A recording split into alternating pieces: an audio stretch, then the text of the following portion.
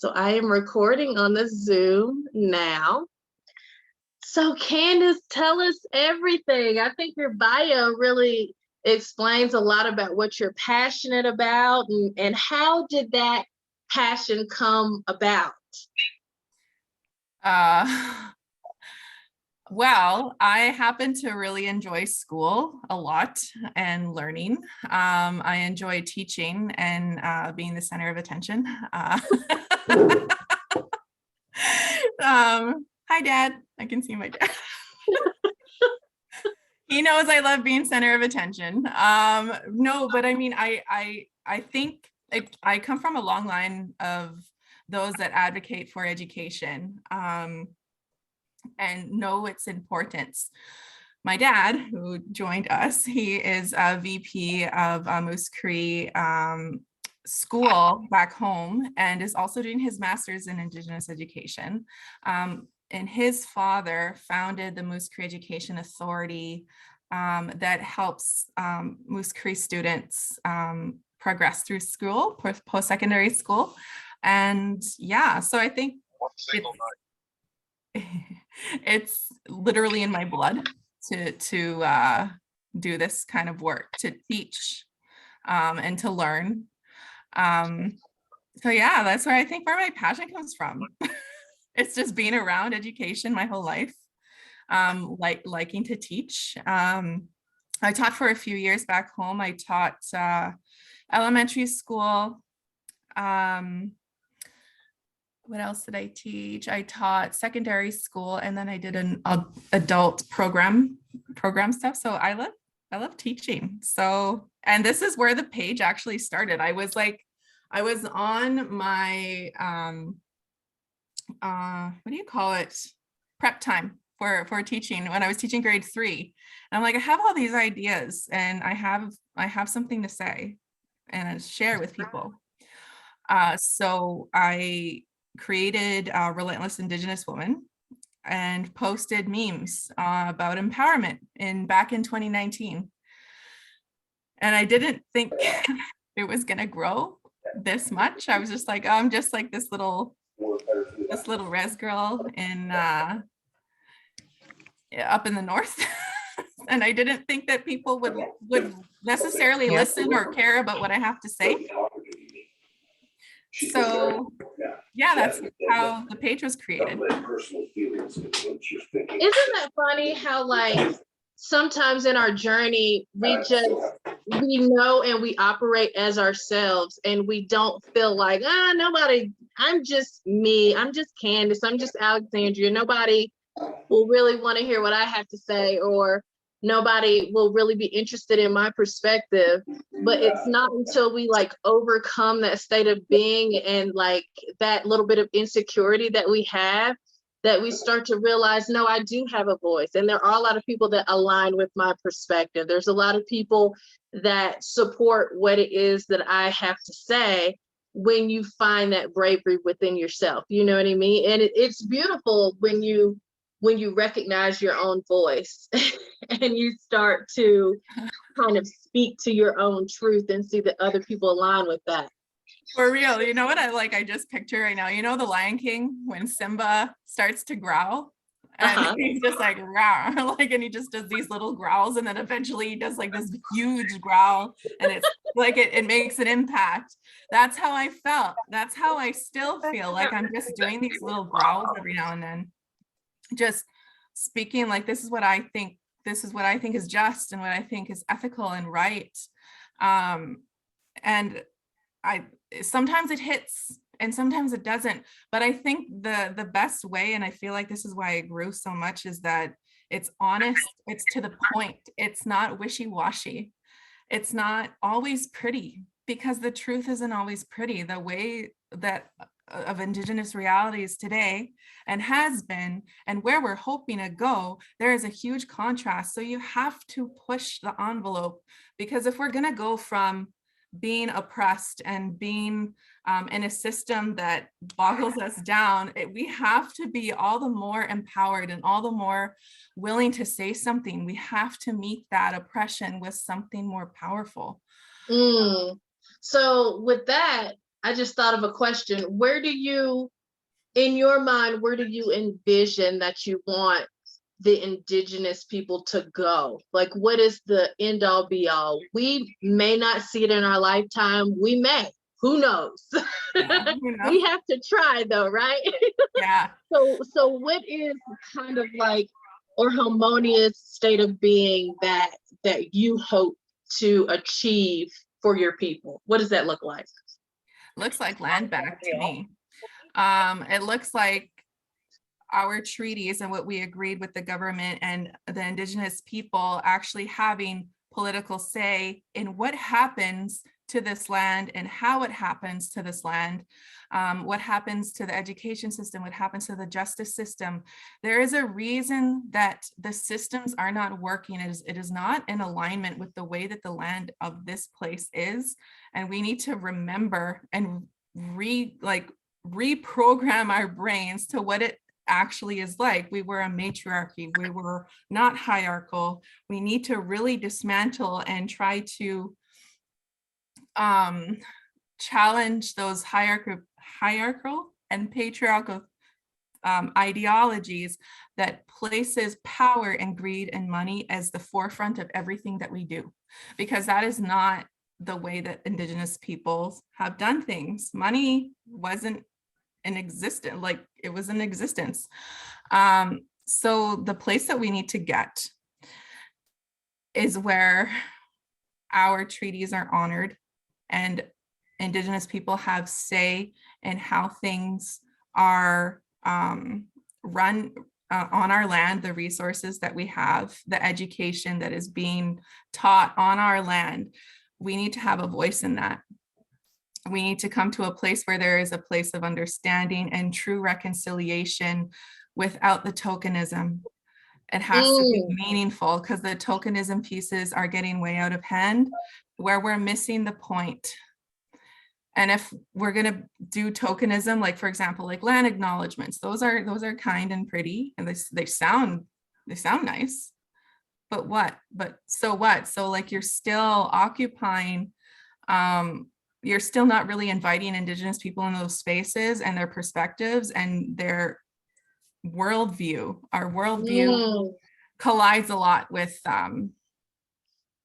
the way that this society functions right now, and it's going to collapse on itself.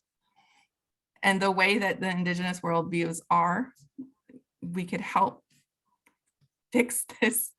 I wish I could swear. This gong show, I'll say that. Gong show, that's good. Yeah, so it's, I could talk a lot about that, but if we want to get to where that is, because the land is speaking back, she's talking back, this isn't working, and it's not sustainable.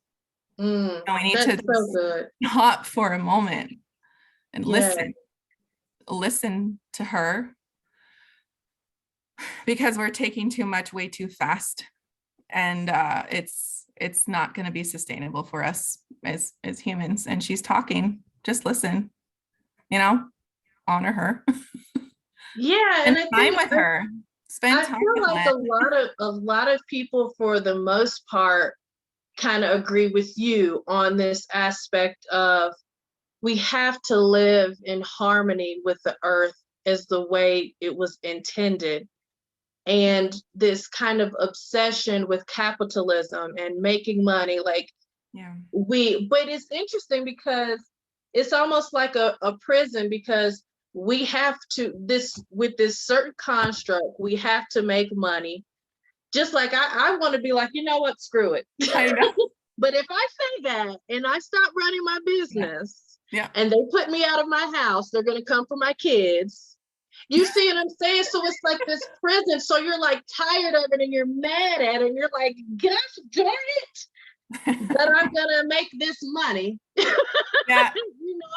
Yeah, so I hear you. We feel kind of like hamsters on a wheel, where we want to get off of it. but we don't really see a way in which we can. We feel like we're trapped, and even when we come together, but we make small strides still within the system. You Yeah. see what I'm saying? Yeah. So it's like, okay, I'm gonna take this approach, and I'm gonna change this law, and I'm gonna do this, that, and the third. And Yeah.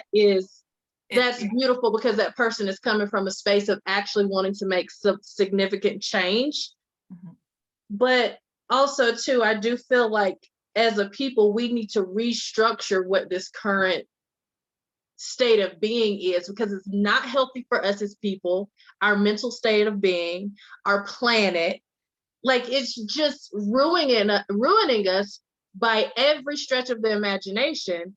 Yeah. And sometimes I think that we feel like it's impossible to break free of this cycle, when really this structure was put into place by a group of people, and it can just as easily be restructured to benefit us as a people. But we're just like, well, this is the way it is. I don't know. You know?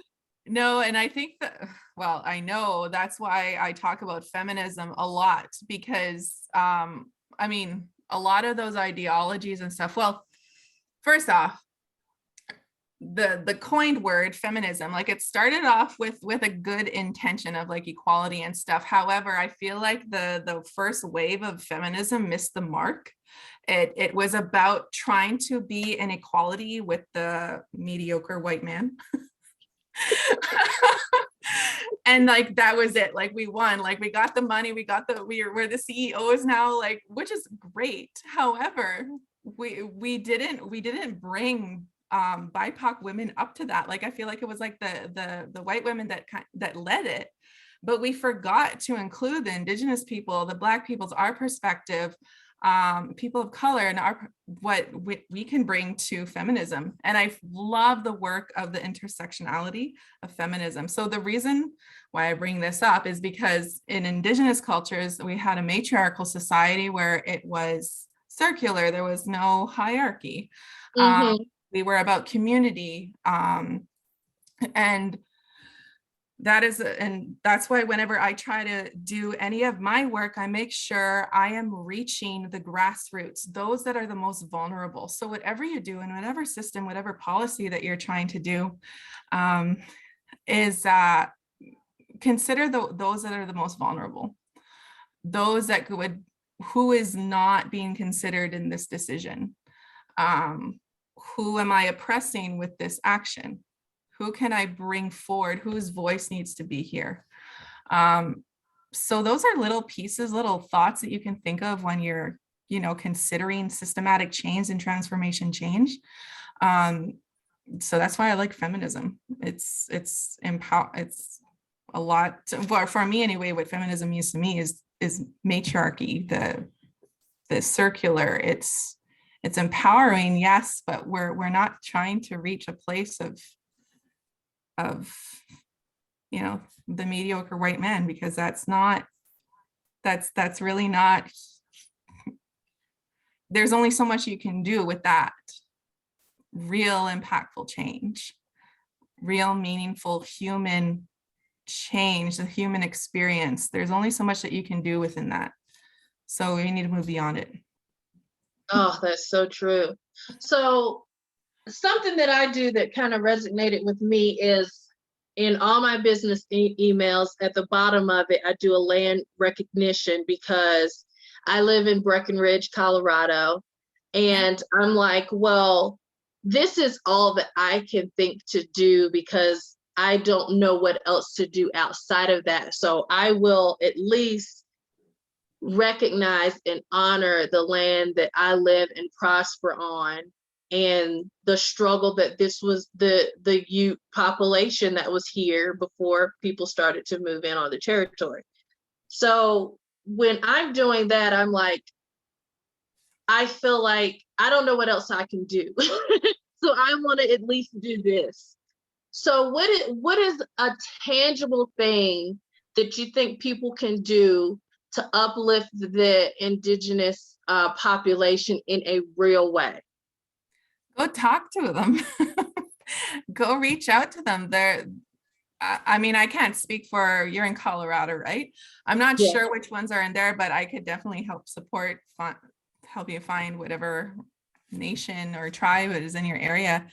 Reach out to them. Like, that's their land. That's whatever their wishes are for their land. Maybe they need some advocacy in different places, because I know where I'm from, there's a company that's wanting to exploit our land. So it would be great to, if somebody came to talk to us in the area that wants to go beyond land acknowledgement, saying we're on Moose Cree First Nation territory, to talk to us, and ask us how we want support, at moving our movements and our advocacy and our rights. Here's my cousin. Well, that's good. And I'll do that. I feel like I am, as an individual, kind of reluctant to do that, because I know that my experience in my town is literally like 96% white where I am, right? And so when there's something happening that's in the Black realm, most people come to me, and I'm getting to a place where I'm like, I'm not all things Black. Yeah. Yeah. So being that I get in that space, I am reluctant to approach someone that is, the indigenous heritage, because I don't want it to start to feel like I have a question about indigenous people. I'm going to just ask you 27 times. I know. I get that. Yeah. So I get it way too many times. I probably get like, just today I got like 5 messages asking me where they can find their ancestors. I'm like, I don't know. I don't know. I don't know where you're from. I don't know. Like, that's just because I'm First Nations doesn't mean I know. I'm not everything Indigenous either. Yeah. Like, I don't know. I don't know everything. But no, you're right. But I think that's why, like, look to see what kind of organizations are there. What's their goal? Organizations specifically may be willing to discuss or disseminate any kind of learning resources to you in that area. That's a good idea. And thank you for that. Yeah. I will definitely look into that. Yeah, I don't know specifically what kind of what the tribes are and what they want for their land. I can't speak for them. I know. Hell, they probably just want it back. I can't do nothing about that. Just give it back. No, right? No, I know. So, yeah. Let me ask you, are you a part of, like, any outreach initiatives or anything that you are really proud of in Ontario?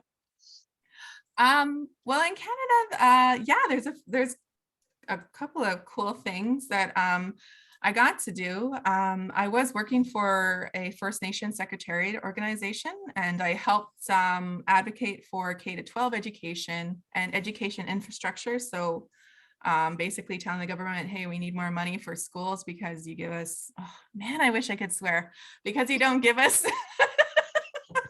because you don't give us enough money for our schools, and you expect us to, like, it's so deliberate the way that they do things and why they place us in these really oppressive states. There's a reason. It's because there's people like me or others that really want to say something, and we're talking and we're loud. They don't like that.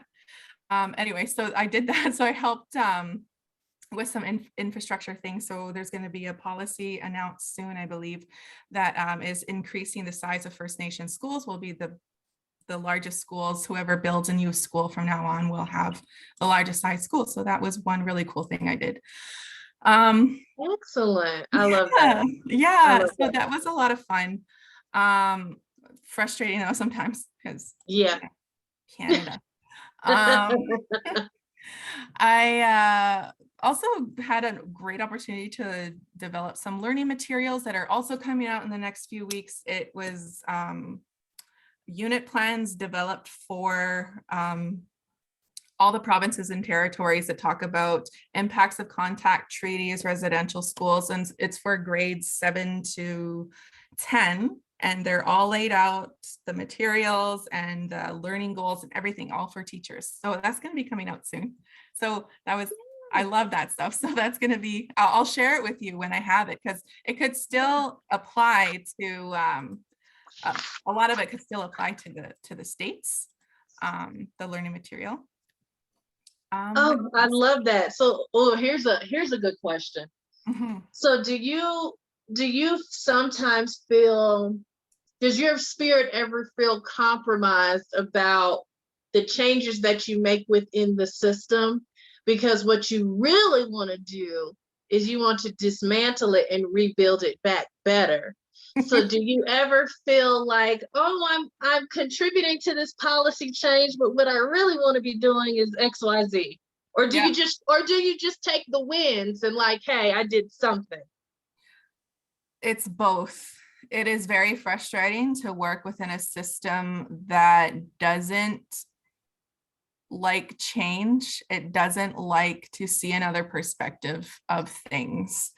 For example, thinking about the structures of schools, just alone that communicates what it's supposed to be. We're supposed to go with our certain age group, be in a classroom and sit at a desk.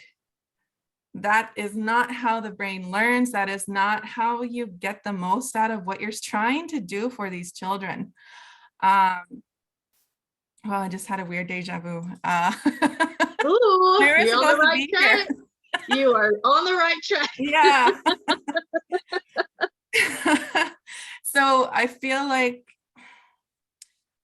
it is for me, if I'm being very honest, yeah, I'm frustrated a lot. And I feel like my spirit wants to do more, but the status quo and the comfortability of others is very resistant. So it's really interesting to try to balance between those that want status quo and try to appease them, meet them halfway. Because sometimes, like, especially when you're working with the government, like they hold the money. They sometimes they get to decide, oh, is this worth, like, it's still so messed up. That whole thing needs to be dismantled in and of itself, but it is frustrating. And I do find that a lot, especially being in education. I'm in academia, I'm doing my PhD. So like a lot of what is being taught for educational leadership is within a very status quo system. However, yeah. However, sorry, I was just reading a chat. I get distracted. Yeah, I saw it too. I'm like, squirrel. I saw it too. So it's, yeah, it could be very frustrating to try to meet people halfway without compromising what you actually want to do. So I will put like ideas out there that are so far-fetched, like the whole classroom thing, like having like outside learning most of the day. So those that want to do status quo will say, okay, well, we'll do outdoor learning programs, for example. And I'm like, okay, well, at least it gets them thinking, I guess. And like, I feel like every time I compromise those pieces that I really want, I feel like a little part of me shuts down. And it's very frustrating to have that shut down, because you know that you want to be in the service of students and children and learning. And yeah, it's frustrating because what's happening right now isn't working for our kids. Well, please do not get defeated. It's easy to do in our line of work and the activism that we do and standing behind what it is that we believe. But also too, it is disheartening to feel like you have to walk a certain line in order to get what it is that you're trying to accomplish, to get closer to that. Yeah. You know what I mean? So it's challenging to silence yourself sometimes, or to pivot, or to, you just have to know when to hold it, know when to fold it. And that in itself is challenging, because sometimes I just want to be like, hey, this is what we need to do. Yeah. Let's stop playing the games. Yeah. And Exactly. say what needs to change, and make tangible steps to getting there. But we can't. We're still, we still have to play within the lines of the game in order to get anything accomplished. And that's upsetting in itself. It's like You know what I dancing with mean? somebody who is always stepping on your toes and you're trying to like lead and they won't lead. I don't know. It's like it's this really awkward dance, I'd call it. It's like a grade Yeah. 7 dance. Yes. It's like, Yes. I don't really want to do this. I don't like this song. I don't like what I'm wearing. I don't like how I feel. Can we change the song? Can we dance differently? Like, Yeah. can we go somewhere else completely? Like, can we? Yes. Can we get to the point? I totally understand. But we're going to take a quick break and give a thank you shout out to the sponsor of this podcast. It is Red Buffalo and Tea in Silverthorne, Colorado. And it's a community-oriented coffee shop centered on making you feel at home and included. Thank you, Red Buffalo Cafe and Tea, for sponsoring this podcast. All right, back to the stuff. So, Speaking of dancing, it's a good dance. It's a good dance. So, what do you think, what most inspires you in your line of work? Oh, what in my line of work? I do a lot of things though. So different things inspire me at different times. I think for the most part though, seeing resilience, like on social media, seeing like and hearing stories about those that are reconnecting to their Indigenous ways, their language and their traditions, their ceremonies. It's really inspiring, just because I feel like I've been so displaced from that for a long, long time. I didn't really have the opportunity to do that growing up. But now I want to connect on purpose. And I just see in myself, a lot of resilience that's growing from that. So anytime I see an Indigenous person or a person of color or somebody going against the status quo, somebody that doesn't want to dance anymore, somebody that doesn't want to dance like that anymore, somebody that is just remembering who they are, and there's this like light that happens in them. It's like, oh yeah. Ooh. Oh Yes, yeah, I remember now. It's a blood memory. The Indigenous people have this thing called blood memory. We remember the songs, we remember it. And there's just something that just jumps. So you remember. Oh my God. You were describing a moment that happened to me a couple of years ago. It was actually June 1st. It was a protest here that they had in Breckenridge. And it was like hundreds of people coming together. It was called the Solidarity Walk. And that's why I started the Solidarity Talks, to keep that energy moving forward. But I was just like comfortable with being a mom and a business owner or a wife. And that was like my world that I was operating within, right? All of my focus went into that.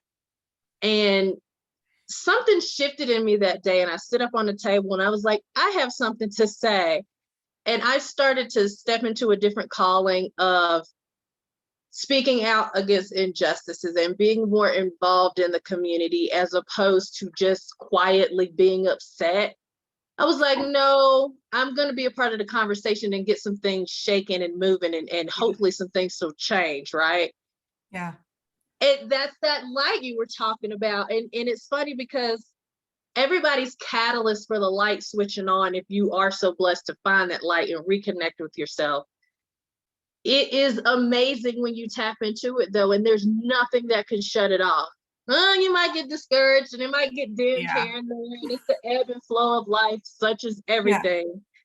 But that light, boy, is powerful. It's the thing that connects you to your calling, your ancestry, because like I was telling you, I did the research and I found out that my ancestors were from Ghana. I always in the back of my mind had the thought of, oh, I wonder where I'm from. how well, what am I going to eat for dinner? Like it was just a thought Right. and it would leave. But it became like an obsession to close that gap and to find out who I was and why I operate in the ways that I did. And that came after the light. You know what I mean? Yeah. Like I Yeah. had to know who I was. Yeah. It's beautiful. It Oh, is. It is. so good. So what's the greatest lesson that you've learned in your journey and your activism and everything that you have accomplished with your group and, you know, all the opportunities? What's the greatest lesson? Oh my gosh. Oh, there's a lot of lessons to be learning. Like it's nonstop, first of all. So the lesson I learned in this activism, oh my gosh, is like not to take the hard stuff personally. Like the attacks, like the racism and the personal attacks that do come with such a huge platform. I do receive racism on the daily and just Oh, horrible messages on the daily about me as a person. So it's just to like water off a duck's back, just walking away, just not engaging in toxicity. So I try my best to keep my page a clean and empowering and safe place for people. But I feel, trying to just have that like water off a duck's back, kind of like try not to take it personally and overthink it. I'm still learning that. It's still very hard. You don't want to wake up to that in the morning because for some reason that's when I see them, is like the first thing in the morning when I'm checking my messages and like checking to see what people said. So just trying to stay with the good that people say, and the good that is happening out of it. So I'm trying to focus on the good because there's a lot of people out there, and this is what I'm learning, is meeting, although I don't want to meet everybody halfway, some people are just so far gone. They're like hopeless, and you don't want to give up hope, but no, like just like I don't have patience. I don't have the time right now to deal with your like blatant racism. Like I don't want to always have to be nice to you. So I think that's one thing too. I don't always have to be nice. And I think that's why I like the name Relentless Indigenous Woman, is I don't always have to be nice to you. If it's something that is wrong, it is unethical, and it's not just, I'm either going to call you out or I'm going to just obviously like block and delete you off of something. I don't have time for that. I have stuff to do. Yes. I saw you added yourself. Yeah. That is so true, because being that we stand so firm in our perspective, obviously there's going to be people that have different points of views. And there's been so many times with me and how I operate, I try to be graceful to people that are or I perceive them as disrespecting me.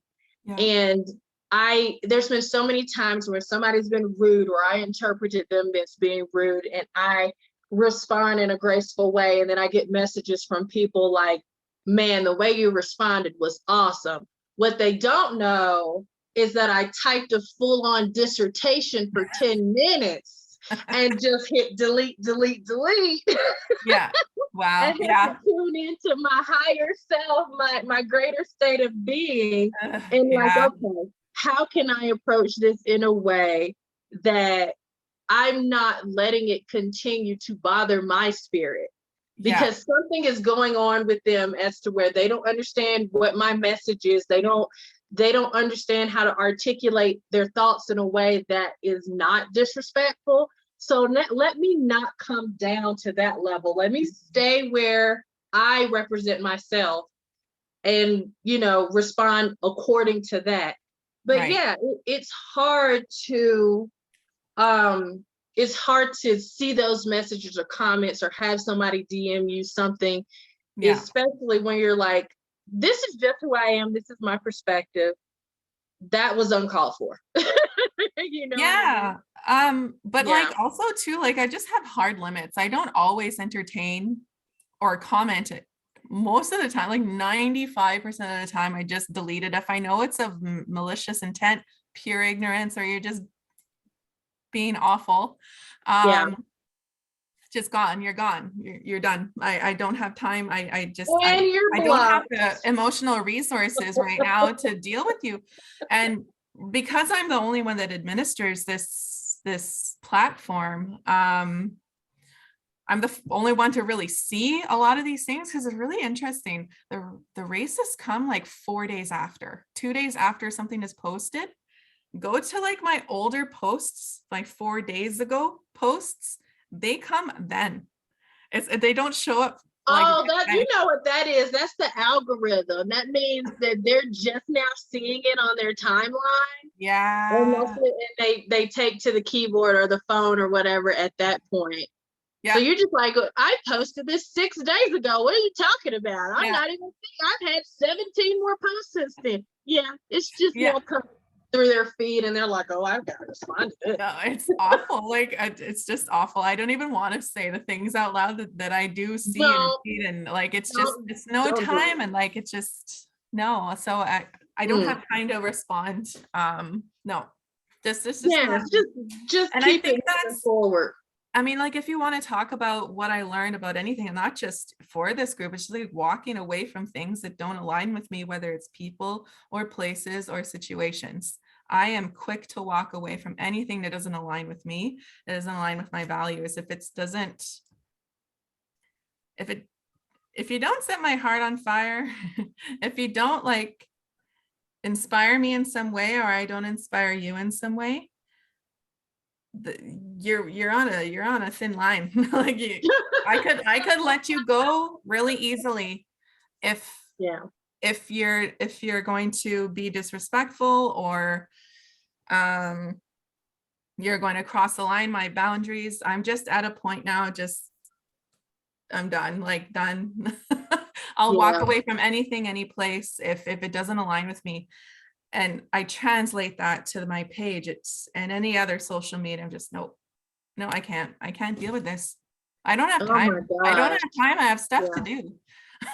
Yes, I feel you, girl. And that's probably why I only have like a limited, like I only surround myself with like a very small amount of people on purpose. Because only a small amount of people right now inspire me, and they're my rocks, and they're all watching right now. Oh, I love that. So this time has flown by, and I've still got questions, and we're gonna skip my question. One more question I'm gonna ask you that I really have to know. What's your favorite candy? I have to know. I thought that was I think that's such a good question. I like Nerds and Jolly Ranchers. I want a candy that will hurt my mouth a little, but not too much. So. I'm a chocolate girl myself. I'm a lover of all things chocolate. Yeah. Love it. Except with like coconut and stuff, and like Mounds, I can't deal with that. But like Snickers and oh my gosh, what's the little, like a patty? It's, what is it called? It's patty something or rather. It's got like the minty. Help me out, y'all. What's it called? Peppermint patty. Yes, ma'am. That's like when like junior mint, like love it. So you, my friends, everybody that is on the call, this is the time now that we are opening it up to ask Candace questions directly.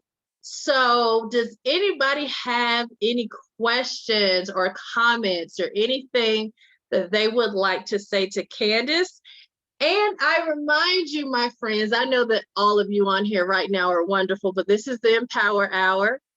And my love language and what I'd like to spread as Alexandria Nicole is love.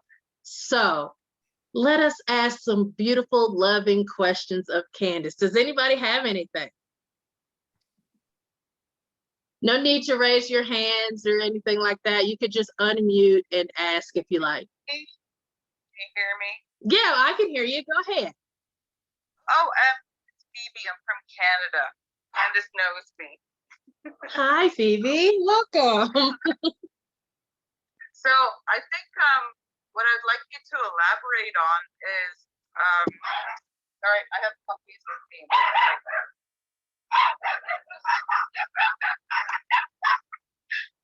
They have questions too. Some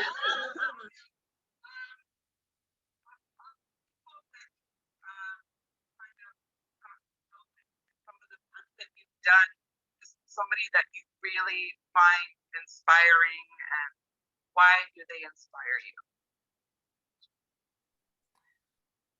Oh, sorry, I was trying to listen.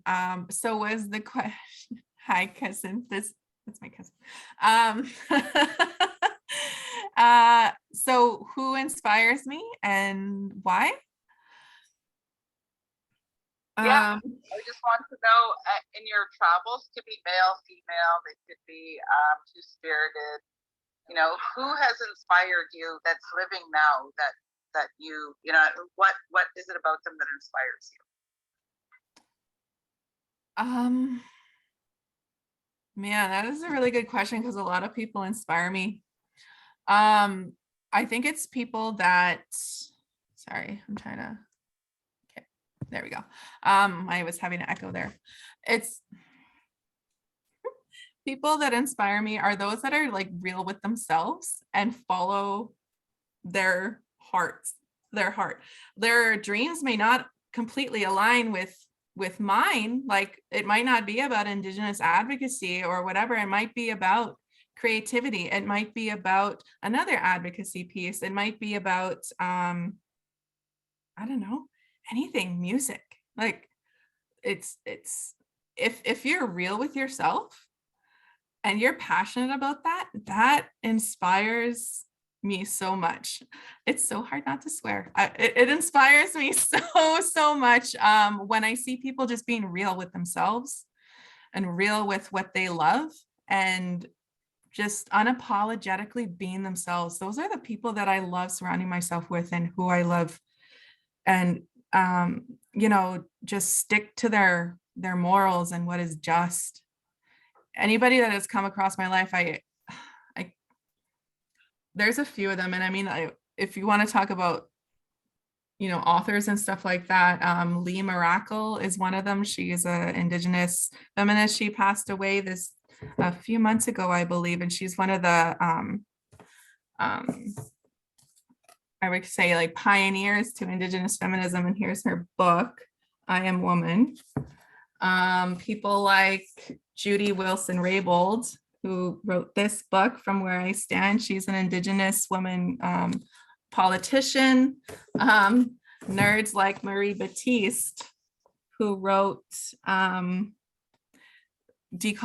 Education.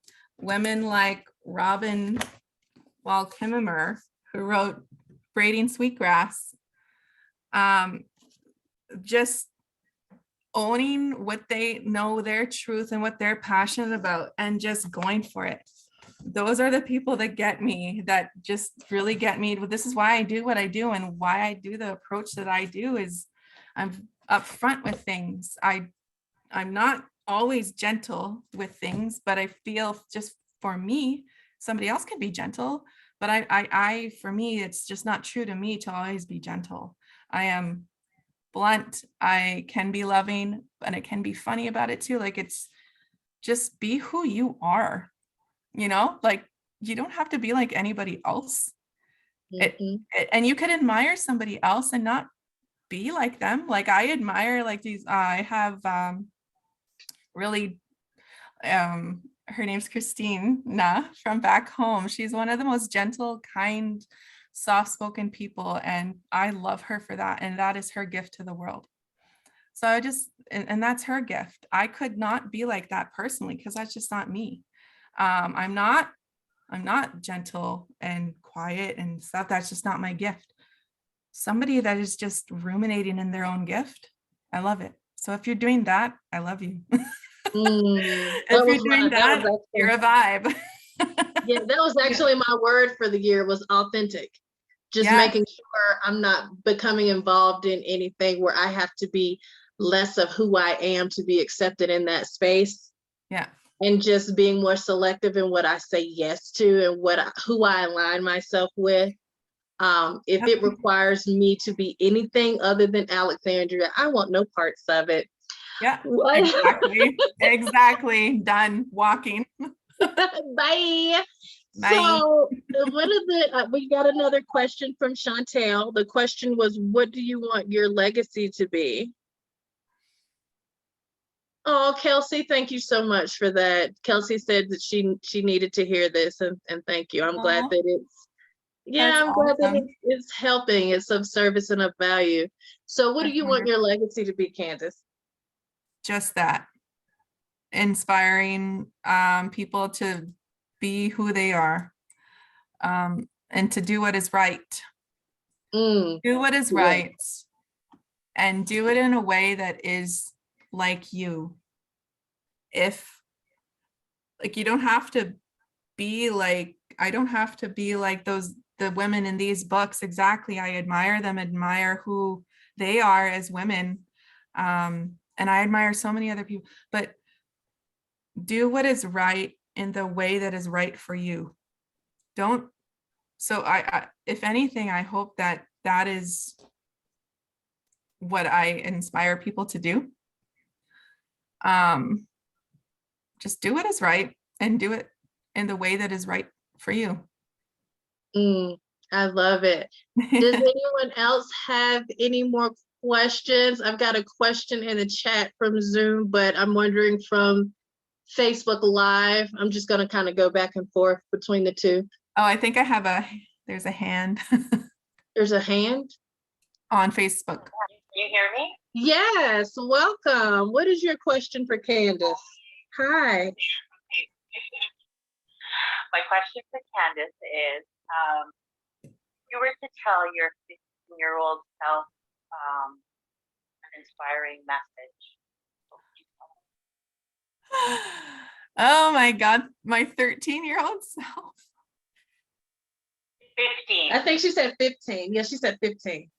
Oh God, that was the age where like so much stuff happened in my life. I lost my grandmother at that age. Oh no. And that she was everything to me. What would I tell her? Oh man, that is such a are we ready for therapy? Okay. That's a thought-provoking question, isn't it? Oh, and I also survived a suicide attempt at that age as well. So what would I tell myself then?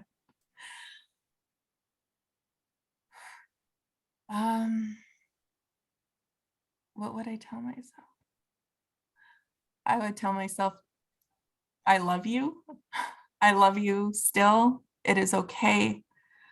You're going to be okay. And the wisdom and strength that you will get from all of this and surviving that moment or those moments that make you feel like you can't go on. Just relish in those little pieces of your life. If you have to like claw at them, just try to find something, a little piece that would keep you going. Even if like it's, I don't know, just the little things. Look at the little beautiful things and grow from there. And whatever inspires you to keep going, just stick with that. It creates your own path, really. You know, when you see those inspiring things in your life, just take those pieces as you go along. And that creates your path. And every design that you created back then, it will all look different. Sometimes it's black, sometimes it's green, sometimes it's cracked, and sometimes it's smooth. It's a mosaic of your life. Just take those pieces, lay them down, look back, be thankful, and you have more to lay down. So just take the beauty. Listen, Candace, you're not gonna have me crying in the last 4 minutes of this podcast, okay? I just want to give you a hug right now. That was so beautiful. Thank you for that. Thank you. That was powerful. Oh, wonderful. I'm glad. Ooh, Oh, thank good question, Stephanie. I haven't, like, it's been a long time since I even thought about talking to my 15-year-old self, because she still exists, whatever age and whatever time we all were.